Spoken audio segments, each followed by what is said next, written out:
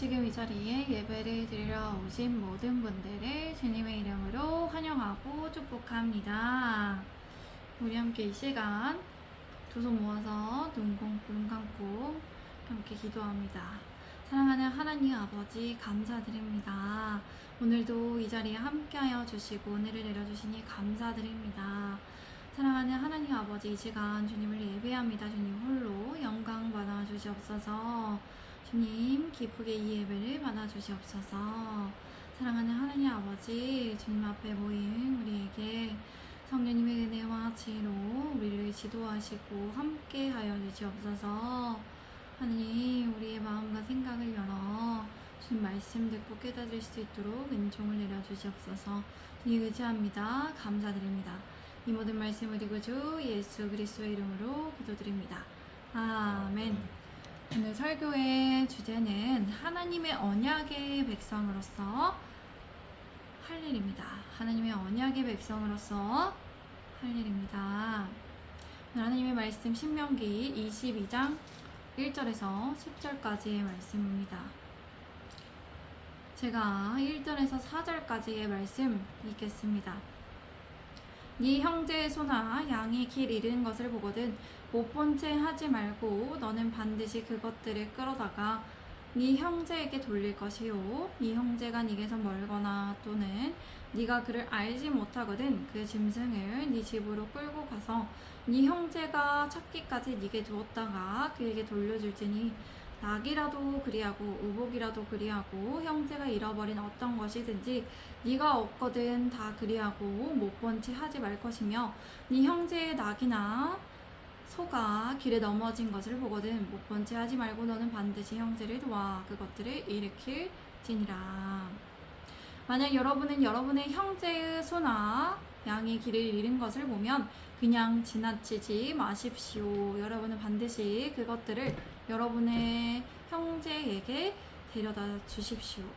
여러분의 형제가 여러분에게 멀거나 여러분이 그를 알지 못하거든 여러분은 그 짐승을 여러분의 집으로 데리고 가서 여러분의 형제가 찾을 때까지 두었다가 그에게 돌려 주십시오. 여러분은 낙이든 의복이든 형제가 잃어버린 그 어떤 것이든지 여러분이 얻게 되면 모든 것을 그렇게 하십시오. 여러분은 못 본 채 하지 마십시오. 여러분은 여러분의 형제의 낙이나 소가 길에 넘어진 것을 보았다면 여러분은 못 본 채 하지 마십시오. 여러분은 반드시 형제를 도와서 그 넘어진 것을 일으켜 세우십시오. 이스라엘 백성들은 그들의 형제의 길을 잃은 소나 양을 보았을 때 이렇게 해야 합니다.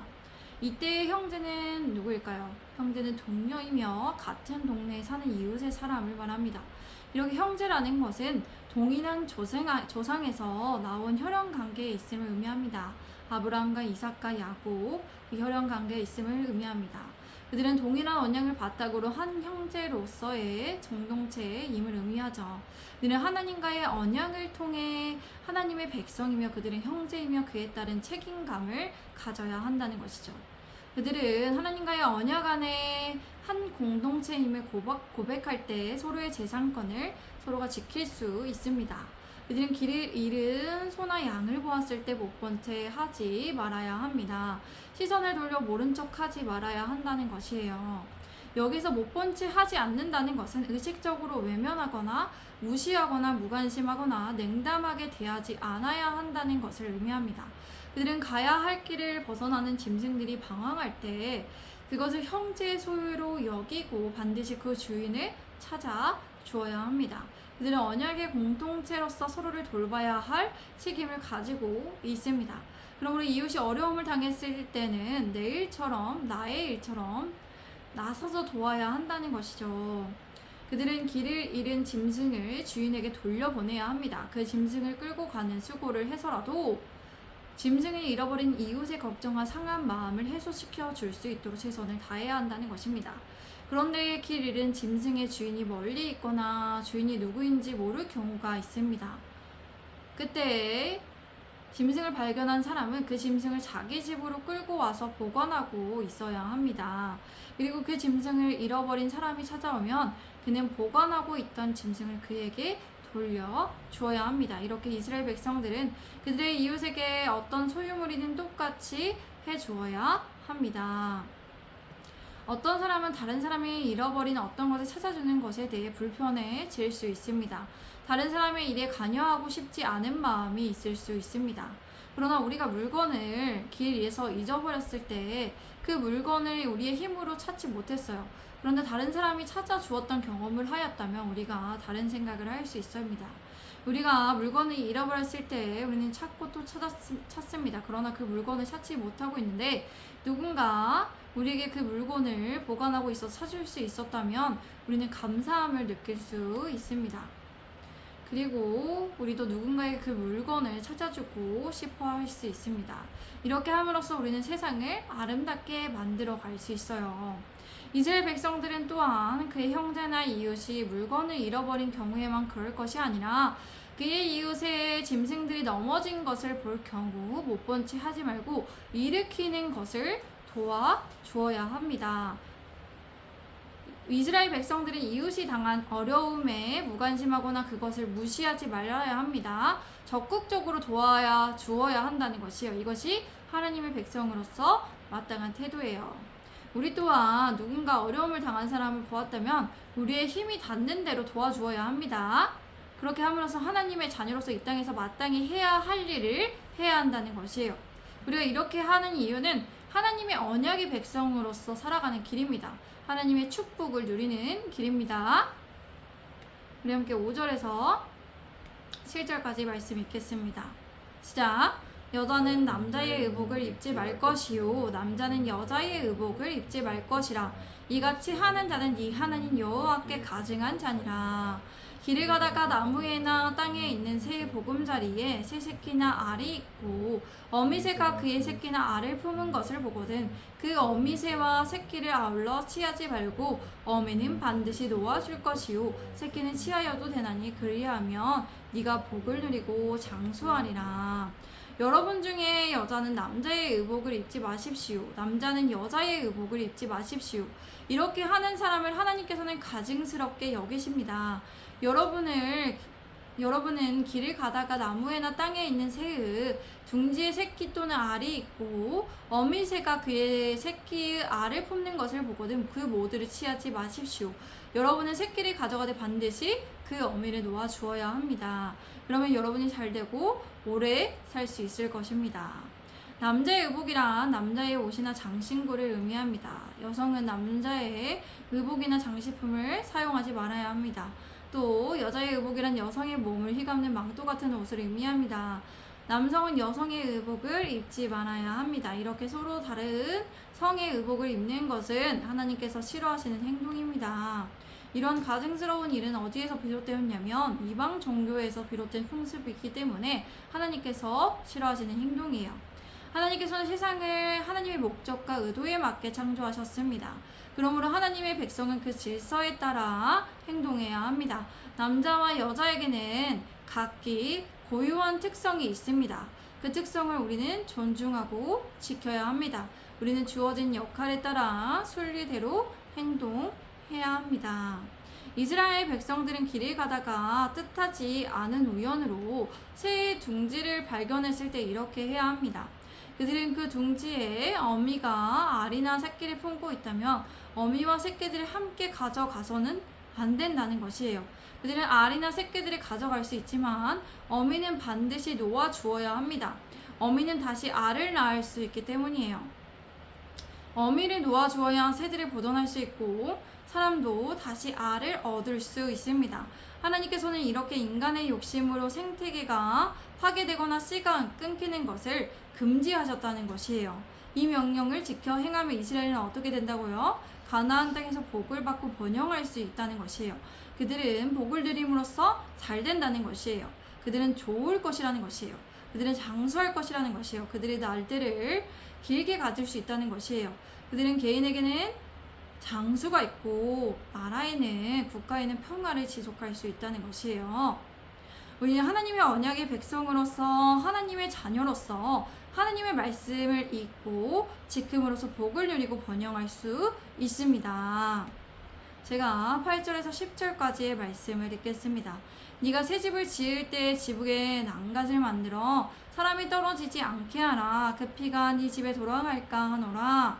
네 포도원에 두 종자를 섞어 뿌리지 말라. 그리하며 네가 뿌린 씨 열매와 포도원의 소산을 다 빼앗길까 하노라. 너는 소와 나귀를 결의하여 갈지 말며. 여러분은 새로운 집을 지을 때에 지붕에 난간을 만들어 사람이 떨어져서 피 흘리는 일이 없게 하십시오. 그렇게 할 때 사람이 그곳에서 떨어져서 그 피가 여러분의 집에 돌아가지 않을 것입니다. 여러분은 포도원에 두 가지 씨를 뿌리지 마십시오. 그렇게 하면 여러분이 심어 얻은 수확물이나 그 포도원 열매를 다 빼앗길 것입니다. 여러분은 소와 나귀를 한 멍에에 메어 밭을 갈지 마십시오. 하나님께서는 새로운 집을 건축할 때에 지붕만을 만들지 않으시기 원했습니다. 지붕에 난간이 울타리를 만들기를 명령하셨습니다. 난간을 만든다면 지붕에서 사람이 떨어지는 것을 방지할 수 있기 때문이죠. 안전사고를 예방하기 위해서 하나님께서는 최선을 다하기를 바라셨습니다. 만약 지붕에 울타리가 없는 경우 사람이 떨어지면 어떻게 될까요? 집주인은 법적 책임을 져야 한다는 것이에요. 하나님께서는 원하시는 의도는 명확하다는 것입니다. 하나님께서는 할 수 있는 모든 수단을 동원해서 소중한 생명을 지키기를 원하십니다. 이스라엘 백성들은 포도원에 두 종류의 씨를 뿌리지 말아야 합니다. 그들이 구체적으로 포도밭에 품종이 다른 포도나무를 심으면 안 됩니다. 그들은 다른 과일나무를 심으면 안 됩니다. 다른 곡물을 심으면 안 됩니다. 이렇게 해야만 하는 이유는 하나님의 창조 질서에 맞지 않기 때문입니다. 하나님께서는 식물과 동물을 종류별로 만드셨어요. 그 교육성을 하나님께서는 잃지 않고 지키기 위해서 구분하시기를 원하시는 것이죠. 만약 두 씨를 섞어 뿌리면 그들은 포도원의 소산을 다 빼앗길 수 있습니다. 여기서 빼앗길 수 있다는 것은 어떤 의미냐면 하나님께 바쳐지는 성물이 된다는 것입니다. 성물이 된 곡식과 포도는 일반인이 먹을 수 없습니다. 그리고 성소에 들여놓아야 한다는 것입니다. 이스라엘 백성들은 소와 나귀를 함께 일을 시키지 말아야 합니다. 소와 나귀는 크기도 다르고 힘도 다릅니다. 그런데 이 둘을 한 멍에에 메어 쟁기질을 시킨다면 어떻게 될까요? 힘이 약한 짐승은 쉽게 지칠 수 있고 다칠 가능성이 있다는 것입니다. 우리는 하나님의 백성으로서 이 땅에서 하나님의 정해진 질서에 따라 행동해야 합니다. 세상의 기준이 아니라 하나님께서 창조하신 목적과 고유성에 따라서 하나님의 말씀의 기준에서 살아가야 한다는 것이에요. 우리가 살아가는 모든 곳에 삶의 작은 부분까지도 세부적으로 하나님께서는 규칙을 정해 주셨습니다. 우리는 그 말씀을 지켜 행해야 합니다. 우리 예수님의 제자된 교회 성도분들이 그러기 위해서 어떻게 해야 한다? 늘 하나님의 말씀을 읽고 귀 기울이고 우리의 마음에 새겨야 한다는 것이에요. 그래서 하나님의 백성으로서 이 땅에서 하나님의 나라의 백성으로서 언약된 백성으로서 살아가며 하나님의 축복도 누려야 한다는 것입니다. 하나님의 자녀로서 이 땅에 선을 행하시기 바랍니다. 함께 이 시간 기도하겠습니다. 사랑하는 하나님 아버지 참 감사드립니다. 오늘도 함께하여 주셔서 감사드립니다. 우리가 하나님의 백성으로서 하나님의 나라의 언약의 백성으로서 이 땅에서 하나님의 말씀에 늘 귀 기울이며 정말 해야 할 일 작은 부분까지라도 최선을 다해서 정말 우리가 하나님의 말씀에 따라 행하기 원합니다. 그러기 위해서 우리가 먼저 하나님의 말씀을 잘 읽고 이 말씀을 흘려보내지 않고 이 말씀을 우리 마음에 새겨서 우리가 그때마다 그 말씀대에 맞춰서 행동하고 지키기를 원합니다.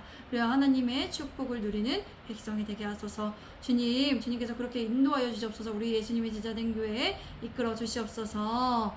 사랑하는 하나님 아버지, 이 시간 계속해서 기도합니다. 우리 예수님의 제자된 교회를 세워가는 것에 있어서 모든 필요한 힘과 능력과 지혜와 지식과 인내와 믿음과 절제와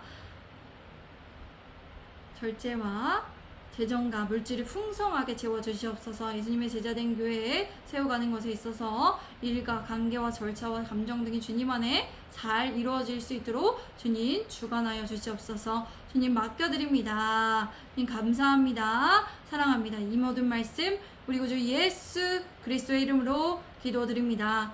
아멘. 하나님께 영광의 박수 올려드립니다. 할렐루야. 주님을 찬양합니다. 아멘. 감사합니다. 오늘도 함께 해주셔서 감사합니다. 샬롬.